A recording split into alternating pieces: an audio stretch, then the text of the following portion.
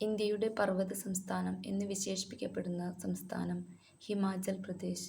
ഋതുക്കളുടെ സംസ്ഥാനം എന്നറിയപ്പെടുന്ന സംസ്ഥാനം ഹിമാചൽ പ്രദേശ്. പ്രാചീന കാലത്ത് മത്സ്യ എന്നറിയപ്പെട്ടിരുന്ന സംസ്ഥാനം രാജസ്ഥാൻ. പ്രാചീന കാലത്ത് രജപുത്താന എന്നറിയപ്പെട്ടിരുന്ന ഇന്ത്യൻ സംസ്ഥാനം രാജസ്ഥാൻ. ലോകത്തിലെ ഏറ്റവും വലിയ ഒട്ടകമേളയായ പുഷ്കർ മേള നടക്കുന്ന സംസ്ഥാനം രാജസ്ഥാൻ. സസ്യശാസ്ത്രജ്ഞരുടെ പറുദീസ എന്നറിയപ്പെടുന്ന സംസ്ഥാനം സിക്കിം. ഇന്ത്യയിൽ പരിപൂർണ സംസ്ഥാന പദവി ലഭിക്കുന്നതിനു മുമ്പ് സംരക്ഷിത സംസ്ഥാനം എന്ന പദവി ലഭിച്ച ഏക സംസ്ഥാനം സിക്കിം. ഇന്ത്യയുടെ പഞ്ചസാരക്കിണ്ണം എന്നറിയപ്പെടുന്ന സംസ്ഥാനം ഉത്തർപ്രദേശ്. ആര്യാവർത്തം എന്നറിയപ്പെട്ടിരുന്ന ഇന്ത്യൻ സംസ്ഥാനം ഉത്തർപ്രദേശ്.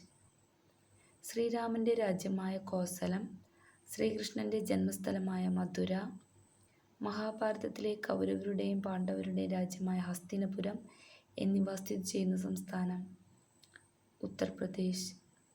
പ്രാചീന കാലത്ത് മധ്യദേശം, ബ്രഹ്മർഷി ദേശം എന്നിങ്ങനെയെല്ലാം അറിയപ്പെട്ടിരുന്ന സംസ്ഥാനം ഉത്തർപ്രദേശ്.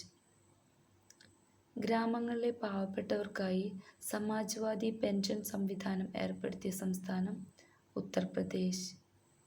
ഓർക്കിഡുകളുടെ പറുദീസ എന്നറിയപ്പെടുന്ന സംസ്ഥാനം അരുണാചൽ പ്രദേശ്.